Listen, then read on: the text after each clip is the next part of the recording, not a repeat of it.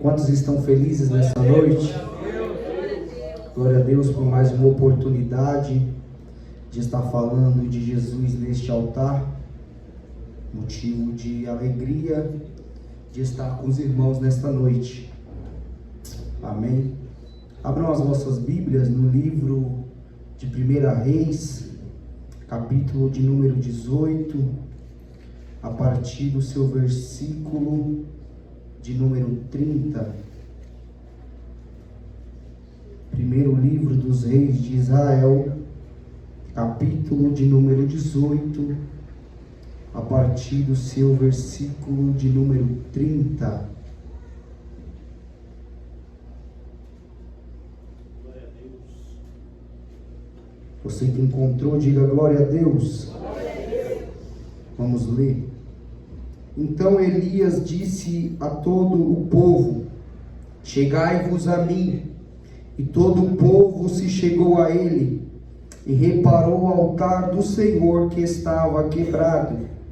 E Elias tomou 12 pedras, conforme ao número das tribos dos filhos de Jacó, a qual veio a palavra do Senhor, dizendo: Israel será o teu nome.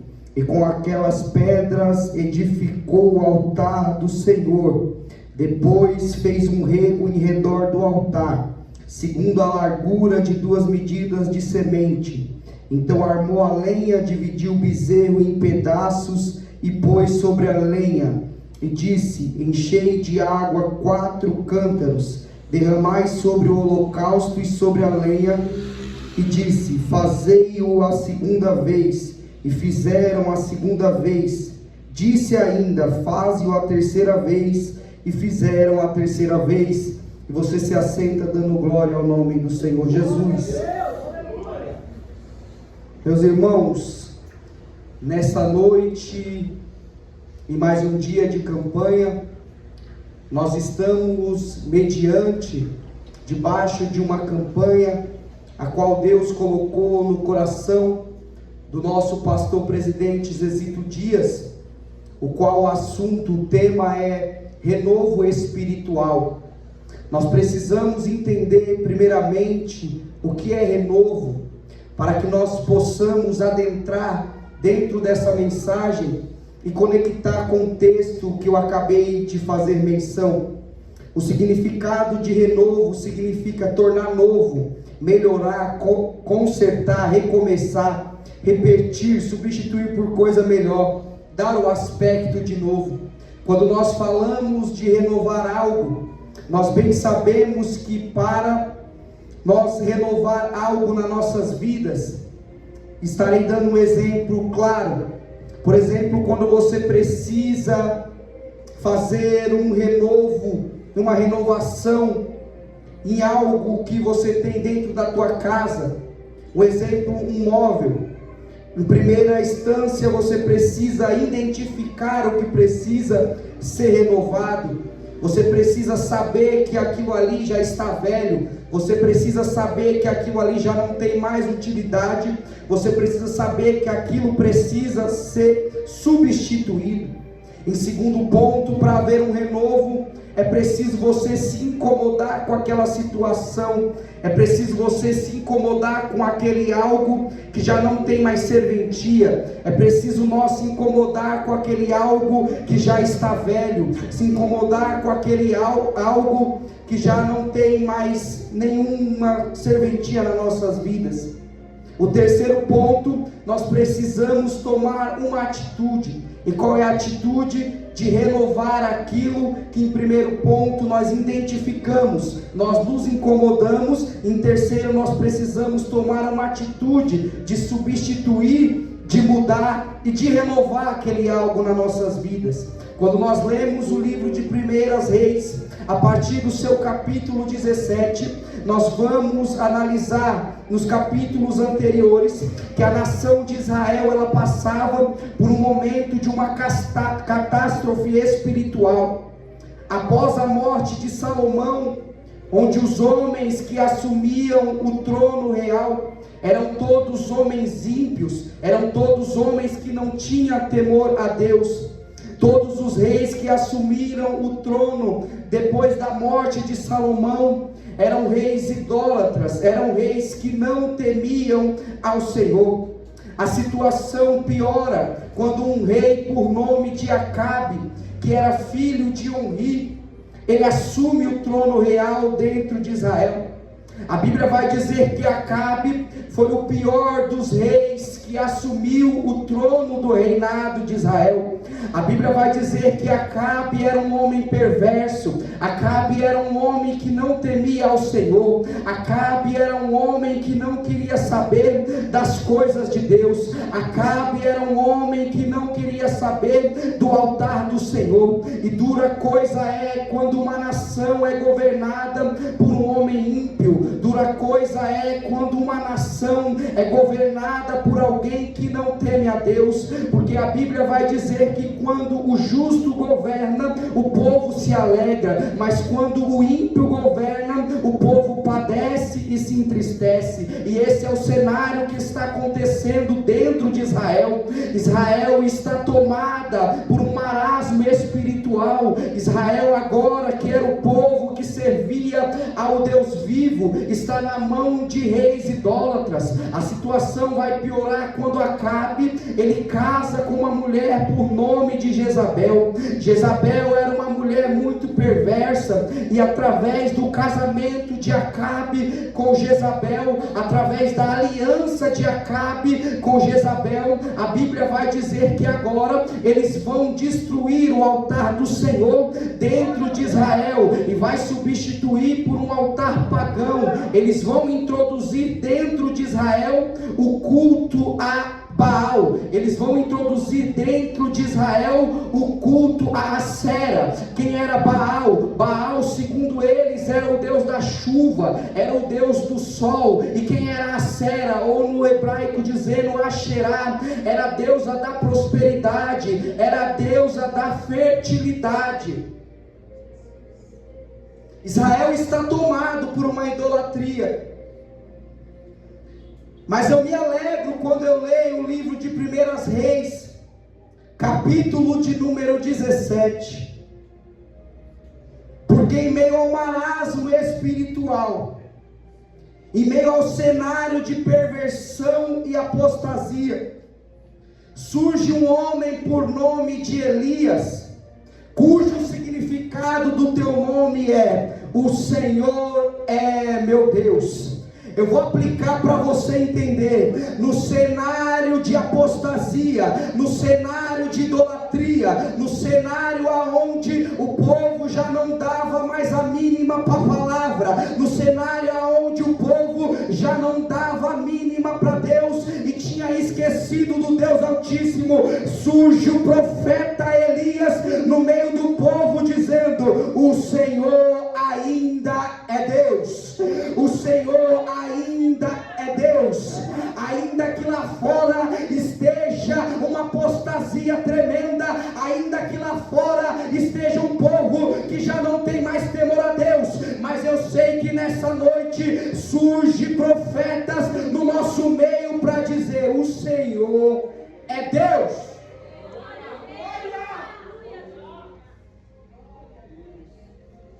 A Bíblia diz que Elias, ele era um morador de Tisbe, de Gileade. Tisbe era uma aldeia escondida, uma aldeia esquecida no mapa geográfico, aonde a geografia não fazia questão de citar, ou seja, a terra que Elias veio é uma terra desconhecida. A terra que surge o profeta é uma terra que não tem nome.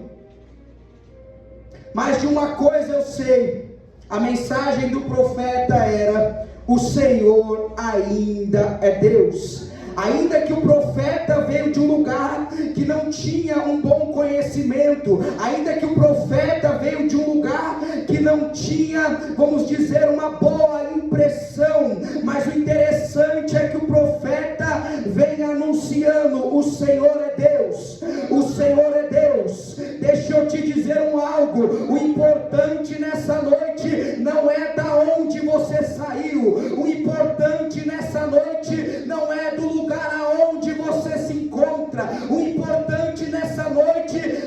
a tua casa, não é o teu carro, mas o importante nessa noite é nós continuarmos declarando: o Senhor é Deus, o Senhor é Deus. Elias chega para Acabe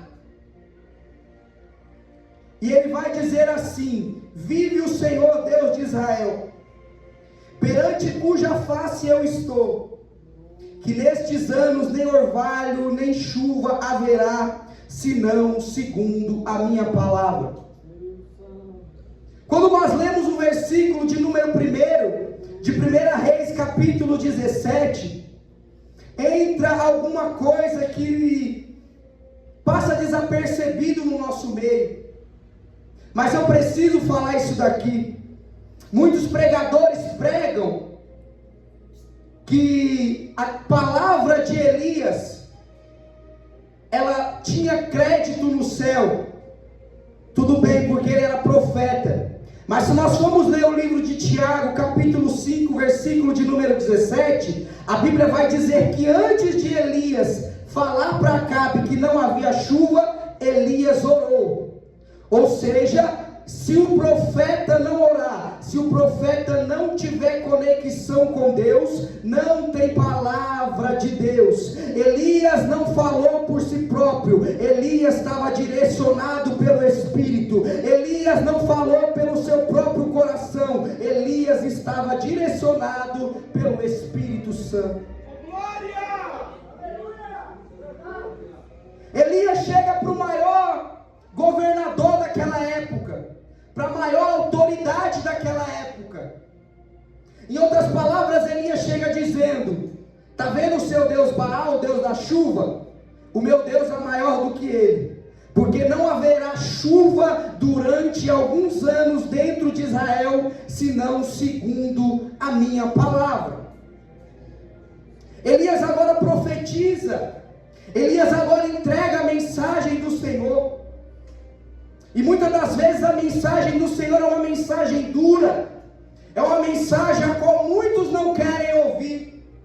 Mas eu aprendo uma coisa com Elias: Elias entregava a mensagem independente da opinião do povo. Elias estava disposto a entregar a mensagem independente da opinião do povo. É porque a minha geração, eu acho que eles rasgaram o primeiro livro dos Reis, capítulo de número 17. Por quê? Porque muitos sobem para pregar a palavra, mas quando é uma palavra dura, já não querem mais pregar, porque tem medo do povo, tem medo da reação. Mas Elias não estava ligando para o povo, Elias não estava ligando para o que Acabe queria falar. Elias só estava disposto a obedecer a voz do Senhor. Elias profetiza contra Acabe. Deus manda o profeta se esconder no ribeiro de Querite. O profeta se esconde no ribeiro de Querite, porque o profeta estaria exposto. Agora iriam querer matar o profeta. Nós vemos uma diferença. Os profetas dessa época queriam matar. Os profetas de hoje em dia, eles querem hotel, eles querem cobrar 5, 10 mil por noite, eles querem estar em cima do púlpito, não quer se conectar com ninguém que está embaixo. Deixa eu te dizer um negócio: isso aí não é profeta verdadeiro, isso aí não é profeta que Deus aprova, porque profeta de verdade profetiza e tem que se esconder no ribeiro, profetiza e Deus tem que guardar da retaliação.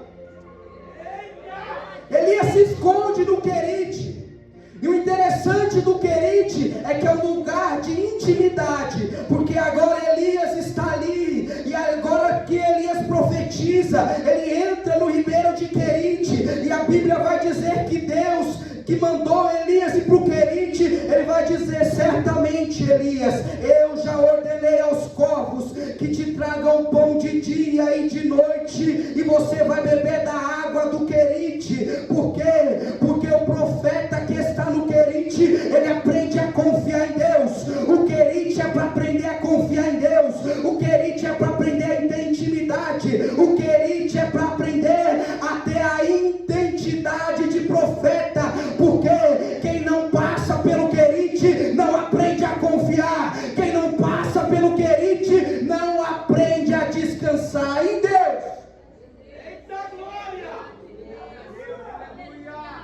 Deus manda o profeta para o Querite.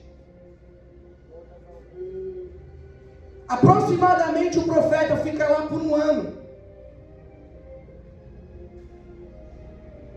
A Bíblia diz que agora as águas do ribeiro secam. A Bíblia diz que agora a provisão acaba.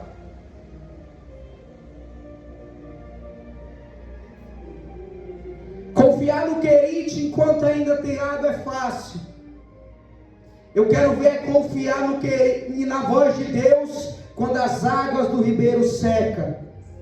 Confiar na voz de Deus enquanto tem água e pão é fácil. Eu quero ver confiar quando as águas do ribeiro secam. Ei, talvez você adentrou aqui nessa noite e você se encontra como Elias naquele ribeiro de Querite e as águas já secou. Mas eu tenho uma palavra de Deus para dizer: a provisão de Deus não acaba na sua vida no Querite. Deus ainda tem Serepta preparado. Deus ainda tem Horebe preparado para você, Elias. Agora a palavra do Senhor vem pela segunda vez para Elias. O ribeiro seca. Não teria mais condições do profeta viver ali no ribeiro. Mas Elias sabia confiar. Agora Deus vai dizer para Elias: sai do ribeiro. O seu tempo no Querite acabou, Elias. Agora tu vai lá para a cidade de Serepta, aonde eu ordenei uma viúva que te sustente. A Bíblia vai dizer que Elias, ele vai para Serepta. Serepta significa refinar. O significado da palavra Serepta significa refinar. Agora Elias, ele encontra com uma viúva em Serepta. E a Bíblia vai dizer que ele chega pedindo água para essa viúva. E quando ela vai pegar água, ele fala: prepara também um bolo para mim. A viúva vai dizer: ó meu Senhor, tão certo como vive o Senhor teu Deus, eu não tenho nada senão um pouquinho de farinha e um pouquinho de azeite na botija. Prepararei um bolo para mim e para o meu filho comer, e assim nós morreremos. A fome era grande, não tinha água, não tinha provisão, não tinha mantimento, e o profeta chega pedindo para aquela mulher um bolo para ele comer. E Elias vai dizer: prepara primeiro para mim, e certamente te digo eu, que a farinha da panela não vai acabar, e o azeite da botija também não acabará. A viúva confia no profeta. A viúva vai, faz um bolo para o profeta, e a Bíblia diz que acontece o milagre, acontece a provisão de Deus. Serepta, como eu já havia dito, significa refinar. No Querite, Deus estava ensinando Elias a desacostumar com os holofotes. Porque tem profeta que quer holofote, tem profeta que quer aparecer, mas no Querite Deus ensinou: não, Elias, você vai ficar escondido aí no Querite, você vai desaparecer por um tempo. Agora você vai lá para a cidade de Serepta, que significa refinar, porque o ouro mais puro, ele tem que ser refinado pelo ouro, ele tem que ser passado pelo ouro. O que Deus estava ensinando para Elias era ter intimidade. O que Deus estava ensinando para Elias era aprender a confiar. O que Deus estava ensinando para Elias era: Elias, eis que eu estou para te usar no Horebe, mas para eu te usar no Horebe, tu precisa primeiro aprender a desaparecer no Querite. Tu precisa primeiro aprender a ser refinado em Serepta, para quando você chegar no holofote, você não querer empinar o teu nariz e você querer pensar que é mérito teu. Era Deus dizendo para Elias: Elias,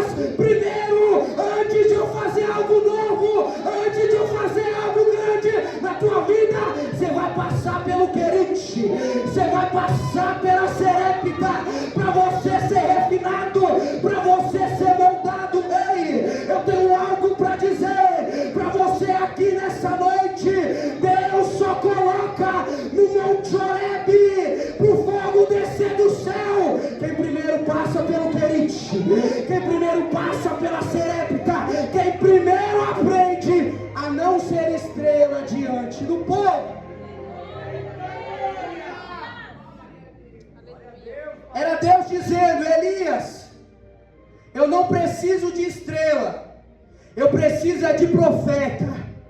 Elias, eu não preciso de homem inchado, homem inflado. Eu preciso de profeta que passou pelo Querite, que foi refinado em Serepta, e quando for usado no Horebe, vai aprender a não se exaltar.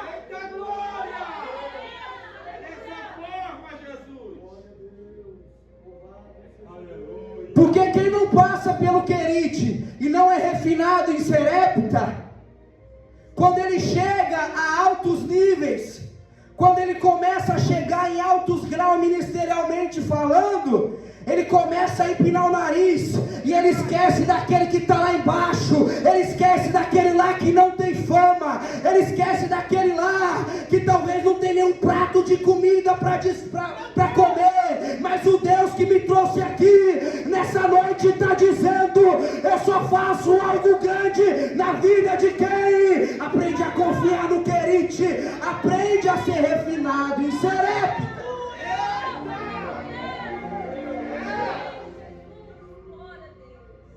O ministério de Elias nasce dentro do Querite. O ministério de Elias nasce nas escondidas.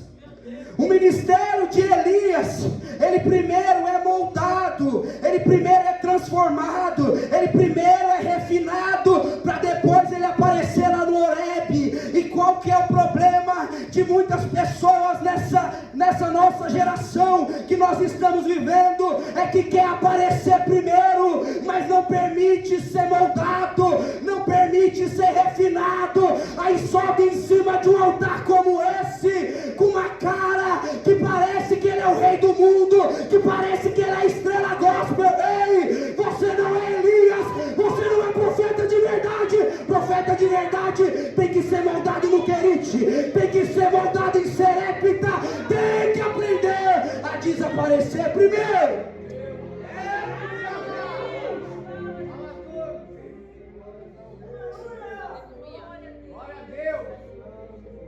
Elias é refinado em Serepta. Aí Deus diz para Elias: Elias, vi que tu foi verdadeiramente refinado, vi que tu aprendeu verdadeiramente a confiar. Agora, Elias, capítulo de número 18, veio a palavra do Senhor dizendo: vai, mostra-te a Acabe, porque darei chuva sobre a terra. Era Deus dizendo: agora, Elias, o tempo do anonimato acabou, Elias. Agora, Elias, o tempo do sofrimento acabou, Elias. Agora, Elias, o tempo de você ficar escondido acabou. Apresenta-te a Acabe, que eu quero mostrar o propósito que eu tenho na tua vida, que eu quero mostrar o ministério que eu tenho na tua vida. Ei, não se preocupa não, se talvez você se encontra no Querite escondido, se talvez você se encontra no Querite desprezado, abandonado, o Deus que me trouxe aqui nessa noite está dizendo: o tempo de eu mandar você se apresentar vai chegar, vai chegar, o tempo vai chegar.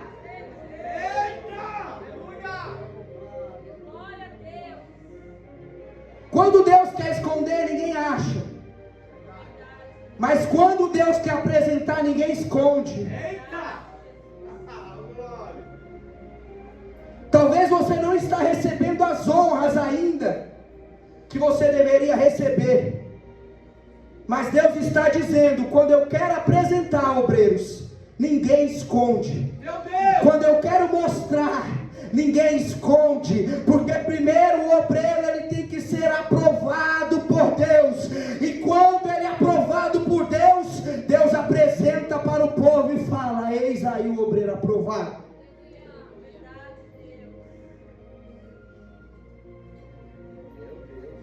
Prova que não se esconde, prova. Vem comigo para o capítulo 18. A Bíblia diz que Acabe e Obadias, eles saem para procurar erva, para alimentar os animais, para alimentar os gados. E até então Elias não sabia onde Acabe estava. Elias não sabia onde encontrar Acabe. Elias somente segue a direção. Ele sai de Serepta e vai andando ali pelo meio da cidade. Ele sai de Serepta e vai em rumo aonde o Senhor mandou. E aí Acabe está procurando ervas para alimentar os animais. Obadias vai por um lado, Acabe vai para o outro. Aí de repente Obadias está vindo andando. Aí ele olha e diz: és tu, meu senhor Elias. Ele reconhece o profeta Elias. E quando ele reconhece o profeta Elias, Elias já vai logo olhando para ele e vai obedecer na direção do Senhor, porque Elias era invocado. Elias não tinha medo de falso profeta, não. Elias já fala: ô meu filho, me apresenta lá para aquele Acabe, me apresenta lá para aquele falso profeta, porque o Senhor mandou eu ir até ele. Elias não tem medo de falso profeta. Elias não tem medo de cara feia. Elias, o Senhor mandou, ele entrega, ele entrega, ele entrega, ele entrega. Obadias encontra Elias. Obadias teme, por quê? Porque Acabe estava procurando Elias por 3 anos e meio, que foi o tempo da seca dentro de Israel. Obadias vai temer, por quê? Ele vai dizer para Elias: Elias, diversas vezes Acabe mandou eu te procurar, e eu não te achei. Agora tu aparece, e tu manda eu ir até Acabe e falar que eu te encontrei. E se de repente você sai daí do lugar que você está e vai embora, Elias? Certamente Acabe vai me matar, porque ele vai me taxar como mentiroso. Obadias, ele escondeu alguns profetas no tempo da matança de profetas. Esse Obadias não é o mesmo Obadias profeta. Esse Obadias era um mordomo, um servo do rei Acabe. Mas mesmo no palácio da idolatria, Obadias servia ao Deus vivo. Mesmo no cenário da idolatria, Obadias servia aos profetas de Deus. O que eu aprendo com Obadias é que não importa o ambiente que você estiver, não importa o lugar que você estiver, o importante é continuar servindo ao Senhor.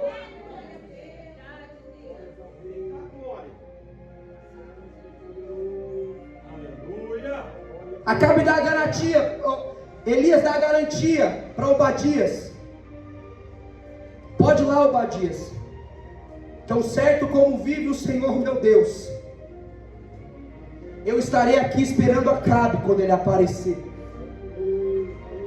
Aí eu imagino Obadias chegando em Acabe, falando: Acabe, encontramos um homem, encontramos um profeta que profetizou aí contra a nação. Aí eu imagino Acabe indo lá todo empolgado para encontrar Elias. Agora eu passo a espada nesse cabra aí, agora eu vou matar esse cabra aí. E Acabe já chega dizendo para Elias: és tu, ó perturbador de Israel. Porém Elias vai dizer: eu não sou perturbador de Israel. Perturbador de Israel é você, que introduziu culto estranho, que introduziu idolatria dentro do altar do Senhor. O que eu aprendo com essa passagem é que profeta de verdade é chamado de perturbador, profeta de verdade é chamado de charlatão. Mas os falsos profetas que estão por aí introduzindo heresia no púlpito, parando de pregar a verdadeira palavra, esses são chamados de profeta de verdade. Mas Deus ainda tem Elias na nação, Deus ainda tem Elias nessa geração.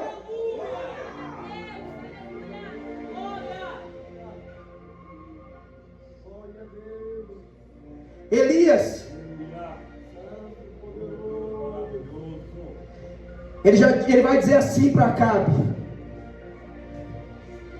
junta a mim todo Israel no Monte Carmelo, os 400 profetas de Acera e os 400 profetas de Baal. Junta tudo eles aí. Vamos lá para o Monte Carmelo. Vamos subir no monte. Vamos oferecer sacrifício. vamos oferecer holocausto. E o Deus que responder com fogo, esse é Deus dentro de Israel. Elias chama o povo para perto. A Bíblia diz no versículo 21, que Elias chegou a todo o povo e disse: até quando cochearei entre dois pensamentos? Se o Senhor é Deus, segue-o, e se Baal é Deus, segue-o. Porém o povo não lhe respondeu nada. Segura aí que vai esquentar agora, irmão. O que Elias estava dizendo era: não tem como vocês ficar cocheando em dois pensamentos, não tem como vocês ficar andando em duas formas de pensar. O que você está querendo dizer, evangelista? É que nos dias de hoje tem povo que está igual a nação de Israel. Um dia serve a Deus, outro dia serve a Baal. Um dia serve a Jeová, outro dia segue a Acera. O que você está querendo dizer? Eu vou aplicar para você entender. Tem gente que no domingo está na igreja, na segunda está no baile funk, na segunda está no culto de doutrina, mas na terça está lá fora. Primeiro está aqui, está dando glória, mas lá fora está falando palavrão. Está aqui dentro levantando a mão e adorando, mas no outro dia está no adultério, no outro dia está na fornicação. Deixa eu te dizer algo: não é tempo de cochear em dois pensamentos, é tempo de servir ao único Deus.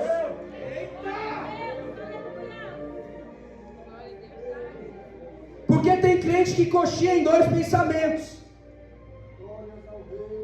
Tem crente que ele não se decide se ele é crente ou ele é mundano. Na igreja canta louvor, ai Jesus, mas no status do WhatsApp, do Facebook, do Instagram, tá lá postando funk, tá lá postando música mundana. Ei, isso aí é cochear em dois pensamentos. Isso aí não é servir verdadeiramente ao único Deus. Meu Deus, olha aí. Fala aí, Jeová. Elias chama o povo para perto.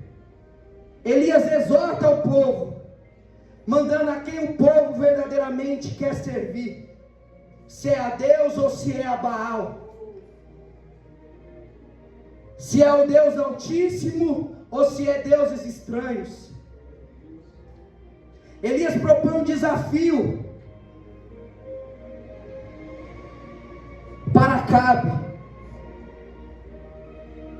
O povo diz: boa é esta palavra, vamos subir no Monte Carmelo, Acabe, vamos oferecer sacrifício, e o Deus que responder com fogo, esse é Deus dentro de Israel. A Bíblia diz que o povo pega dois carneiros, duas ovelhas, dá um para Elias e dá outro para Acabe. Elias vai logo falando: Acabe, oferece aí o teu sacrifício primeiro, porque o teu povo é maior, você está em mais número de gente. A Bíblia diz que agora é cortado o carneiro, é cortado o sacrifício, é colocado a lenha em cima do holocausto, é colocado o sacrifício em cima da lenha, e Elias diz: não coloque fogo. Glória a Deus, aleluia. É preparado o culto, é preparado o altar. Aí a Bíblia diz que começam os falsos profetas: Baal, Baal, oh Baal, nos responde, oh Baal, derrama aí o fogo, Baal, derrama aí o fogo. E aí os falsos profetas começam a pular. A Bíblia diz que eles começam a pular, a Bíblia diz que eles começam a fazer um culto, começam a se agitar. Sabe o que eu aprendo com isso? Que nem tudo que parece é culto a Deus. Tinha sacrifício, tinha lenha, mas não tinha fogo. Tinha clamor, tinha agitação, mas não tinha resposta. Porque tem culto aí que o povo está pulando, o povo está se alegrando, mas Deus está de costa virada para o povo dizendo: eu não vou responder não. Isso aí não é culto verdadeiro, isso é culto a Baal, isso aí não é culto verdadeiro, isso é culto a Deus estranho. Meu Deus. Eita. Culto a falso Deus, o povo também pula. Culto a falso Deus, o povo também se alegra. Só que a diferença é que o fogo do Espírito não desce. É por isso que eu não me emociono com movimento, irmãos. Eu não me emociono com gritaria. Eu não me emociono com emocionalismo.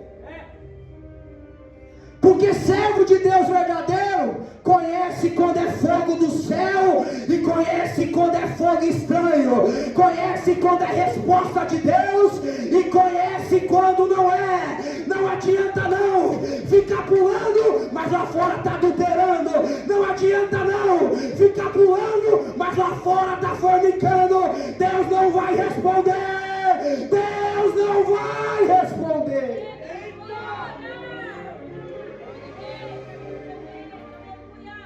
Tem coisas que parecem culto, tem gente de culto, tem cara de culto, tem cheiro de culto, mas não é culto a Deus.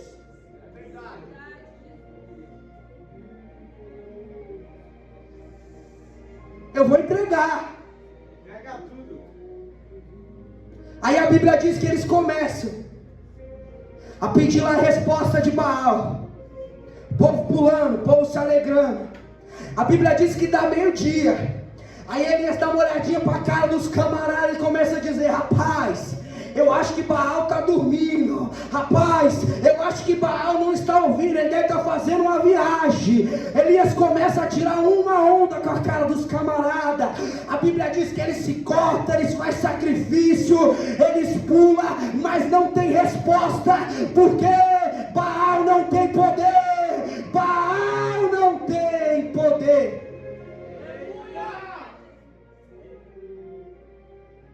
Não tem resposta, irmão. Passou do meio-dia. Elias diz: agora eu vou mostrar o que é o verdadeiro culto a Deus. A Bíblia diz, evangelista Carlos, que Elias prepara o sacrifício, corta a ovelha, corta o bezerro, coloca a lenha. Ele pega 12 pedras que simbolizavam as 12 tribos de Israel. Ele faz uma escavação em redor ao altar.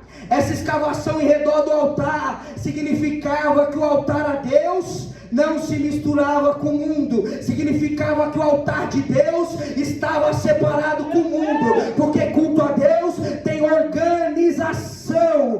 Culto a Deus tem reconhecimento de hierarquia. Culto a Deus tem verdadeiramente uma organização. Eita, é verdade. Hierarquia, pregador.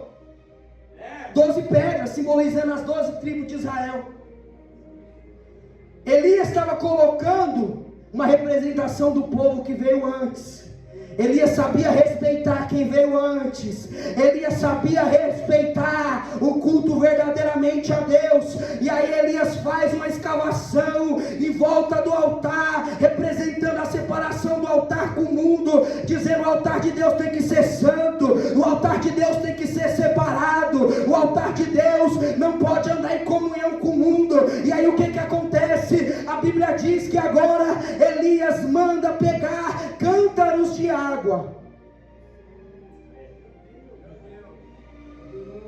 E nós chegamos aqui no versículo de número 33. Elias diz: enchei 4 cântaros de água e jogai no altar. Elias estava dizendo: para o fogo descer no altar, o altar tem que estar limpo. Para o fogo descer no altar, o altar tem que estar purificado. Para o fogo descer no altar, o altar tem que estar transformado. E aí, pregador, Elias diz: pega mais 4. O povo vai pegar mais 4 cântaros. Elias estava dizendo: para descer fogo no altar, tem que ter arrependimento. Para descer fogo no altar, tem que ter esperança. Para descer fogo no altar, tem que ter obediência. Para descer fogo no altar, tem que estar santificado. Acabou por aí, evangelista? Não acabou não. Elias diz: pega mais 4, joga no altar. Para descer fogo no altar, tem que estar renovado. Para descer fogo no altar, tem que ter vida. Para descer fogo no altar, o altar não pode estar seco. Para descer fogo no altar, tem que ter o Espírito Santo. E o que tem a ver o Espírito Santo com essa água que você está dizendo aí? Vamos lá para Gênesis, capítulo de número 1. A Bíblia vai dizer: e no princípio criou Deus os céus e a terra estava sem forma e vazia, e o Espírito Santo de Deus se movia sobre as águas. Isso aí é Velho Testamento.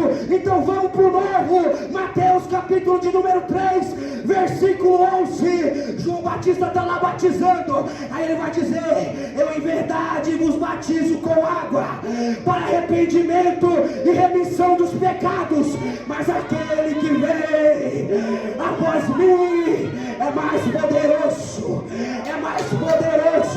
eu em verdade vos batizo com água, mas ele vos batizará com fogo, ele vos batizará com fogo. Primeiro tem que passar pelas águas, primeiro tem que ter a purificação das águas, para depois o fogo descer,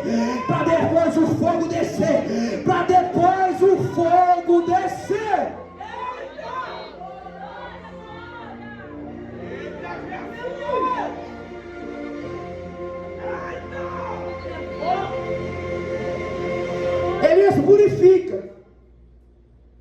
Elias manda tacar água lá no altar.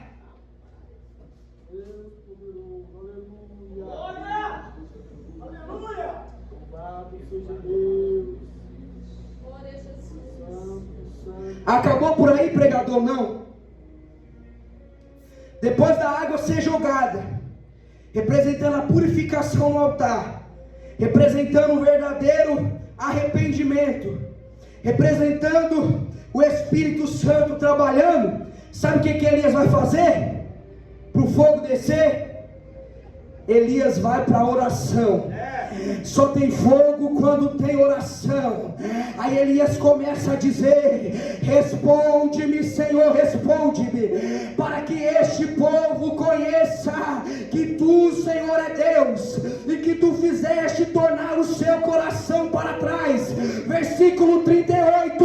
Então caiu o fogo do Senhor e consumiu o holocausto e a lenha e as pedras que estavam no altar. O que vendo todo o povo disseram: só o Senhor é Deus, só o Senhor é Deus, só o Senhor é Deus, só o Senhor é Deus. Porque quando tem fogo de Deus, o povo reconhece. Quando o fogo desce no altar, tem adoração verdadeira. Quando o fogo desce no altar, tem poder de Deus. Quando o fogo desce no altar, tem transformação. Quando o fogo desce no altar, tem mudança de vida. Depois que o fogo desce, o povo se arrepende.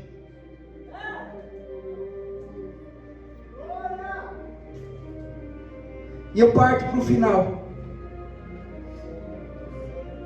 Primeira característica do restaurador de altar: ele vê o altar quebrado, evangelista Carlos, mas ele não murmura. Ele identifica o problema. Lembra da parte introdutória da minha mensagem? Identificar o problema, se incomodar com o problema e tomar uma atitude. Ele identifica que o altar do Senhor está quebrado. Aí ele olha, ele fala: está quebrado, mas eu vou consertar. Está quebrado, mas eu vou restaurar. O verdadeiro restaurador de altar, ele analisa que o altar está quebrado, mas ele não fica só olhando o altar quebrado, não. Ele não fica só olhando que o altar está destruído, não. Sabe o que o verdadeiro restaurador de altar faz? Ele faz como Elias. Ele restaura o altar que estava quebrado. Ele restaura o altar que estava quebrado. Deus não quer murmurador na obra dele. Deus não quer falador na obra altar, restaurador de altar, que pague o preço verdadeiro para restaurar o altar quebrado.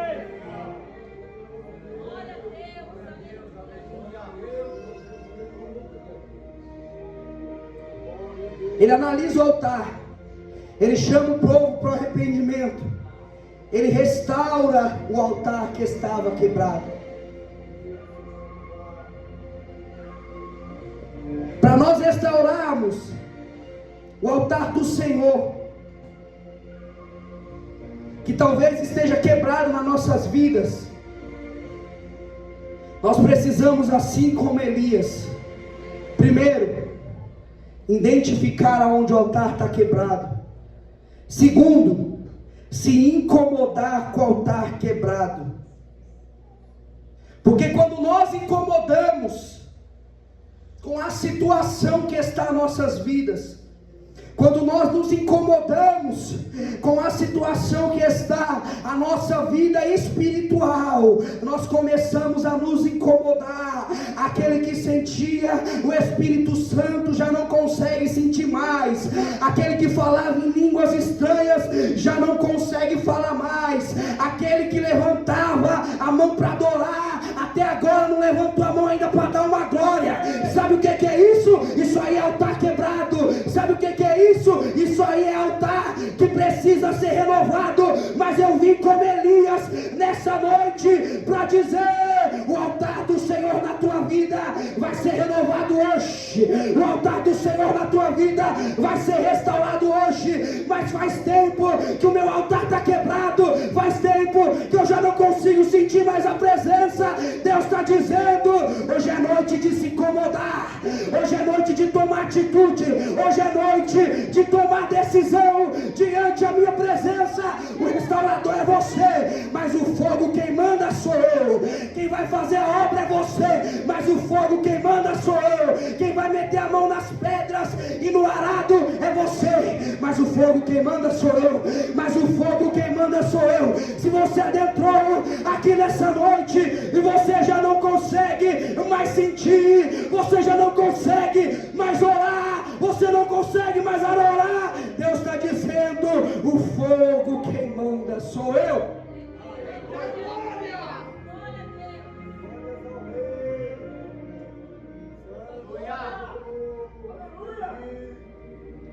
Se você adentrou aqui nessa noite e o seu altar está quebrado,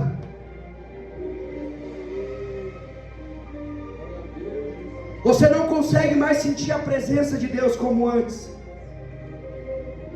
você não consegue mais adorar a Deus como antes, eu quero que você saia do seu lugar e você venha aqui na frente, e nós estaremos fazendo uma oração para a tua vida.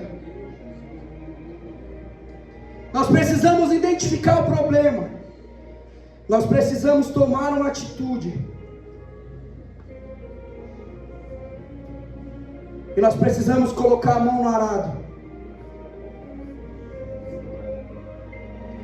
Se você adentrou aqui nessa noite, você está afastado dos caminhos do Senhor, e o seu altar se encontra quebrado, derribado, como o altar de Israel se encontrava, Deus está dizendo: hoje é noite de restauração na tua vida. Hoje é noite de transformação na tua vida. Hoje é noite que eu marquei contigo para restaurar o altar. Hoje é noite de renovo espiritual nas tuas vidas.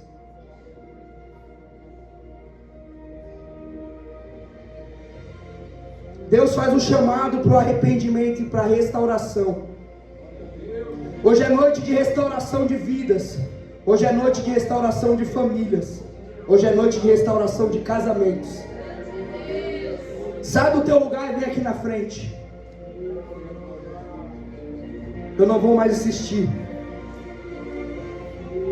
Preciso entregar o microfone. Glória a Deus, aleluia. Amém. Glória a Deus. Glória a Deus. Fique de pé, irmão, para fazer oração. Estenda suas mãos para cá, vamos orar a favor da nossa irmã. Voltando para Jesus, amém, irmã? Está retornando para a casa do Senhor Jesus Cristo. Glória a Deus. Tem mais alguém para Jesus nessa noite, irmãos? Tem mais alguém? Se não tem, que Deus me dê uma nova oportunidade. Vamos lá. Senhor, nosso Deus, nosso Pai, está aqui a tua filha diante da tua presença, Senhor amado. Ó Deus, ela está retornando, Senhor, para a tua casa, Pai. Assim como aquele filho, Pai, que saiu, mas que quando voltou, Senhor, o Pai se alegrou, Pai, porque sabia que ele estava perdido e que naquele momento ele estava se achando diante da tua presença. A sua filha, meu Pai, está se achando diante de ti de novo, Senhor. Eu te peço, meu Deus querido, meu Deus eterno, escreva novamente o nome dela no livro da vida, Pai. Perdoa todos os seus pecados, Senhor, no nome do Senhor e Salvador Jesus Cristo. E que ela possa, Pai, se afirmar diante do teus caminhos até a tua vinda, Senhor Jesus Cristo. Ó Deus, fortalece a tua serva, dá força, Pai, dá ânimo, Senhor, que ela venha a ser forte, que ela venha a ser corajosa, Pai. Ó Deus, está preparada para vencer as adversidades que sobrevirão, Senhor. Mas em tudo, ó Pai, eu sei que ela será mais do que vencedora diante da tua presença. Jesus querido, muito obrigado por tudo que o Senhor já fez nessa noite, em nome do Pai, do Filho e do Espírito Santo de Deus. Oh, glória a Deus. Meus irmãos, amanhã começa